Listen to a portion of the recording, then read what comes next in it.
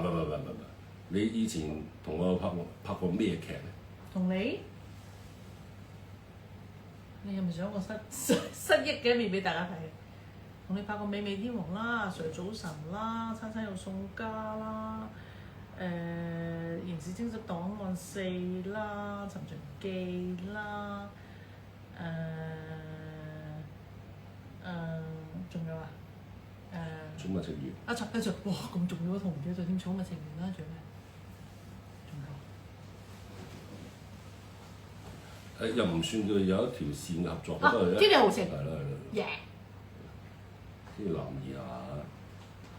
天地男兒，對唔住，天地男兒。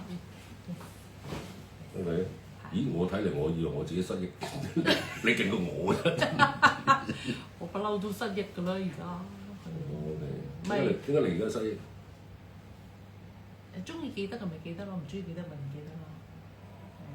天地豪情小氣，唔係天地男兒小氣氛咁咪唔記得咯。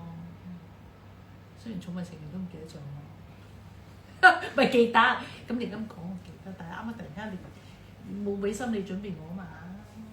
OK， 好啦，而家又俾心理準備你啦。Yes。咪先？以前喺古代叫淫賊啊，咁而家係叫咩咧？鹹濕佬。我唔知啊，淫賊咁中意女人啊嘛，咪鹹濕佬咯係嘛？一定有啲更道嘅詞語嘅，等我諗下先。其實食咁多男人，你講咩嘅？通常叫咩？唔係叫嗱，我假設啦，你問我認知裏邊係咪叫色狼啊？女人叫做咩話？係咪叫綠茶？而家係啊，女人叫綠茶，好勁嘅，有個綠茶咩嘅話叫做我學識。綠茶婊。哇！你好叻㗎！我知，但我問你咩叫綠茶啫係？你諗緊啲就係咧，大家記住一陣嘅一要入去 YouTube 嗰度。你知咩叫 melody 啊？我聽過，但係 melody 同 Hello Kitty 唔啱嘅咩？我到依家都唔係好明，因為我細個成日喺鋪頭見到佢兩個一齊㗎嘛。